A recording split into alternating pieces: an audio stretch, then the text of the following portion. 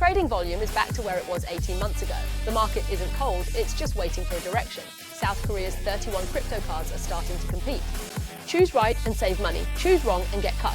This bear market is essentially about filtering out the different sectors. Today, I'll only talk about the 3 most overlooked but costly decisions. Wednesday, April 8th. This is BTV Chinese channel, Where is the Coin Chain? I'm Dong Dong. Let's first look at the most important data headlines in the crypto world over the last 24 hours. The market right now isn't lacking observers. It's lacking action.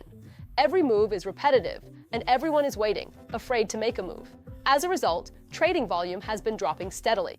Binance is down to just 69 billion, which is right back to where it was a year and a half ago. Gate.io has been cut in half, and HKEX and Upbit are also shrinking. Bybit, Coinbase, and Kraken are all cooling off together. To put it simply, this market cycle is getting colder and colder. Since mid-2025, trading volume has been on a continuous decline. There are fewer people and the money is becoming more cautious. Everyone is afraid to make a move.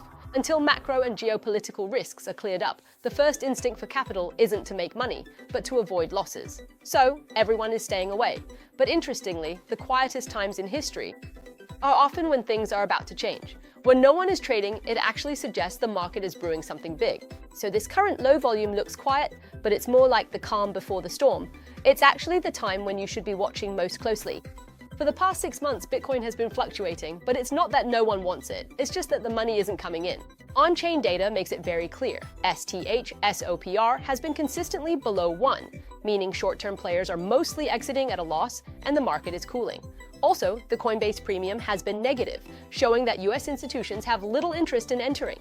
The problem isn't with the coins themselves, but with the money. Globally, liquidity is being tightened, with high interest rates and a strong US dollar. Money is flowing into bonds and stocks first, not crypto. Plus, with the excessive leverage we saw before, this round has been completely liquidated. Future buying power has been exhausted in advance. For it to rise again, 2 things need to happen. Either liquidity starts flowing or a new entry point opens for big capital, like an ETF. Simply put, it's not that crypto is failing, but that the entire financial environment is tightening. When the money returns, the market will follow. Bitcoin right now is a bit like low participation but stable prices. Active on-chain addresses have dropped near historic lows, with a 30-day average of only 620,000. Yet the price is holding steady at $71,000, which is quite unusual. Normally, fewer people should mean a price drop, but it hasn't fallen, suggesting someone is supporting it from below. It was the same in 2019, 2020, and 2022. Things only quieted down when the decline was almost over. In other words, short-term capital has fled, but the true bottom-level players are still holding the line. The issue now is that participation is still decreasing, meaning the market hasn't fully recovered. But if the price drops one day and people start coming back, that's basically the signal that the bottom is near. With Bitcoin dropping from $120,000 to $60,000, many people are asking me if this industry is still viable. My answer is quite simple. Look at what survives the bear market. In a bull market, any piece of junk can rise. No users, no code, just a big mouth telling stories, and it can still go up 10 times. You can't tell what's real. But a bear market is different. When prices drop 70 or 80% and no one uses your product just to make money, what survives is what people actually need. Look at the last bear market. The AI sector survived. Is it real demand or a bubble? Once the bear market ends, we'll see. In short, bull markets show who flies high. Bear markets show who survives the fall. From 2011 to 2012, Bitcoin fell from $30 to $3. A bunch of altcoins appeared. Litecoin, Namecoin, Peercoin. Most died, but Litecoin lived. Why? Because it actually had technical innovation. Faster block times were something people actually needed.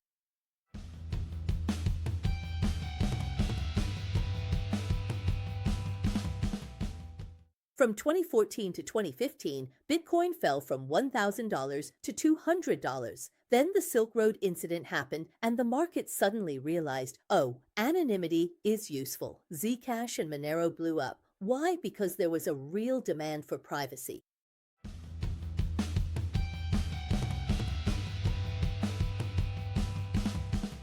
From 2018 to 2019, Bitcoin fell from $20,000 to $3,000.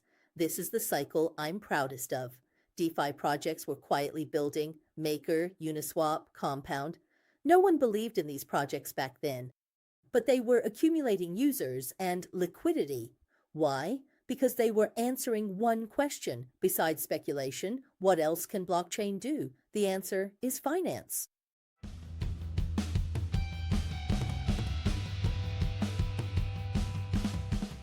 From 2021 to 2022, Bitcoin fell from $69,000 to $16,000. The NFT craze hit, and then most of them died. But that process was important. It proved one thing: the imaginative space for on-chain applications is huge. Art, games, identity, it can all be put on the blockchain. Even though the projects died, the concept survived.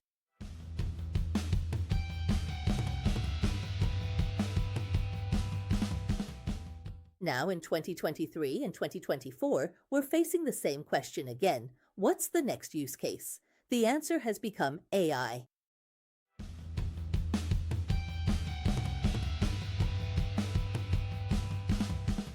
See the pattern?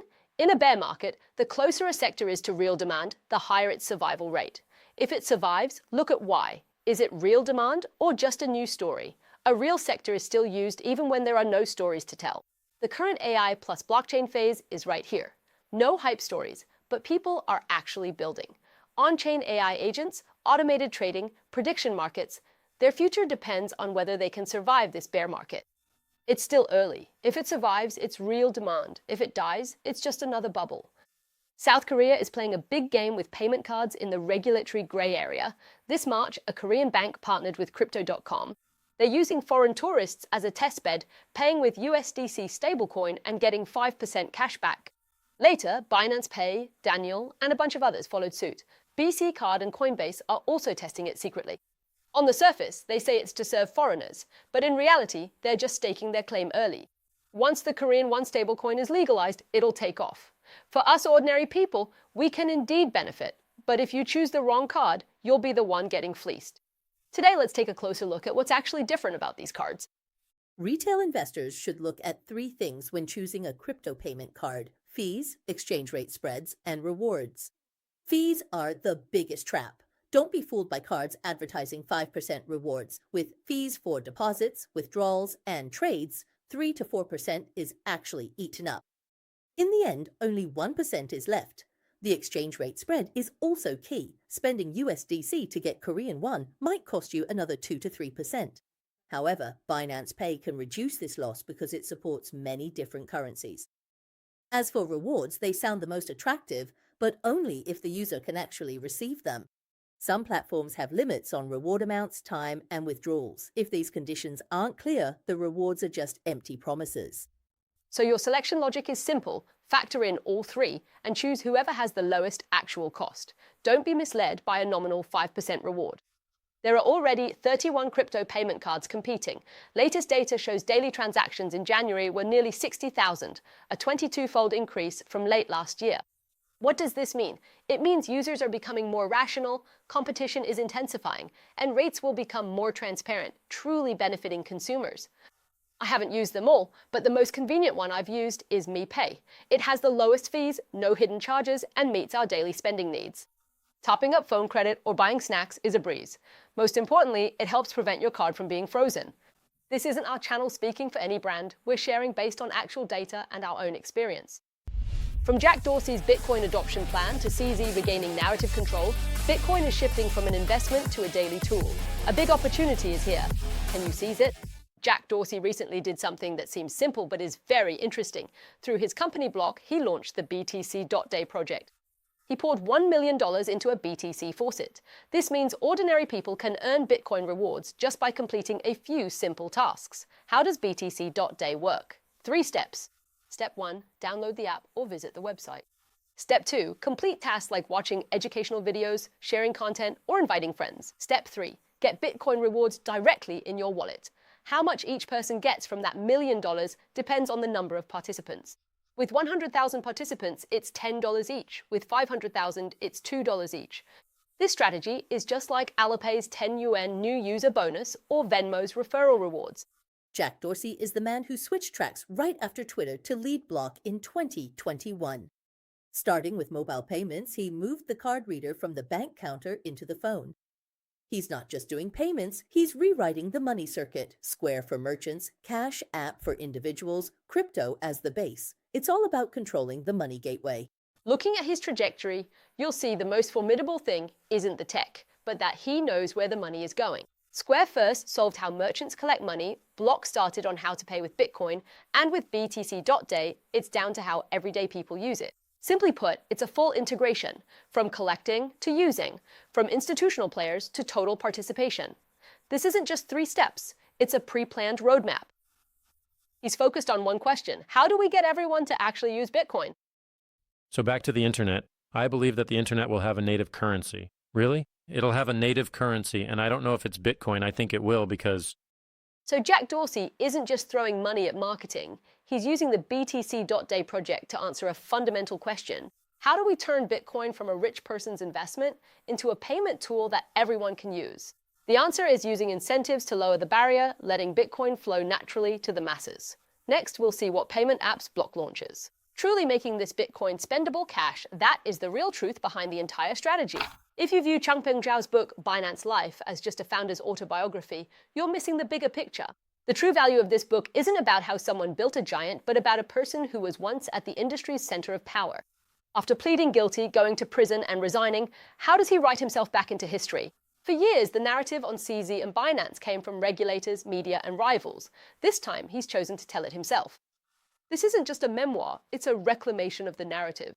The most interesting parts aren't the macro ideas, but the details, like his assessment of Sam Bankman-Fried. CZ stated plainly that SBF had high EQ and was a real smooth talker. He was extremely humble before him, though CZ felt something was off from the start, he still chose to invest. On the surface, this is about SBF's ability to deceive, but it's really sending a signal. It's not that he lacked judgment, but that in a complex game, even he can make very costly mistakes. This kind of narrative isn't an excuse for the mistake, it's a redefinition of it. In 2019, 7,000 Bitcoins were stolen from Binance. This is a pivotal moment in the book. At the time, CZ seriously considered whether to roll back the Bitcoin network to recover the funds. But ultimately, he gave up, for a simple reason. He wouldn't shake Bitcoin's core consensus rules just for the platform's own loss. In the end, they absorbed the loss through the SAFU fund. The message this truly sends is, it's not just crisis management. At a critical moment, he chose to hold the line, putting industry rules above his own interests. The Luna investment is the third core detail. $3 million were invested in 2018, reaching a peak book value of $1.6 billion. Before the crash, the team advised selling, but Changpeng Zhao chose not to. His reason was that he didn't want to trigger market panic or have Binance seen as retreating early. Whether or not the market fully accepts this explanation, this choice itself has already become part of the narrative. This wasn't a simple investment decision, it was about emphasizing a stance of not using information advantages for self-preservation. Piecing these fragments together reveals the direction of this book. Writing a life isn't about reviewing an exchange's growth, but rebuilding a person's image. This Changpeng Zhao is no longer a mythical startup idol. Nor is he just the platform leader hit by regulation after rapid expansion, but someone who emphasizes judgment, boundaries, and costs. Polygon hard fork, Binance confirms support, deposits and withdrawals suspended at 2100 hours. This shows the exchange's commitment to Layer 2 remains. They won't back off due to market volatility, which is key for long-term ecosystem growth.